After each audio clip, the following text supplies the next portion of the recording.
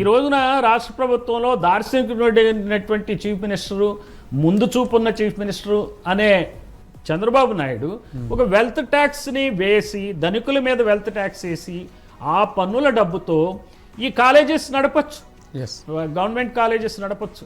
విద్య, వైద్యం రెండింటికి ప్రాధాన్యత ఇవ్వచ్చు. అదే పేదవాళ్ళకి కావాలి.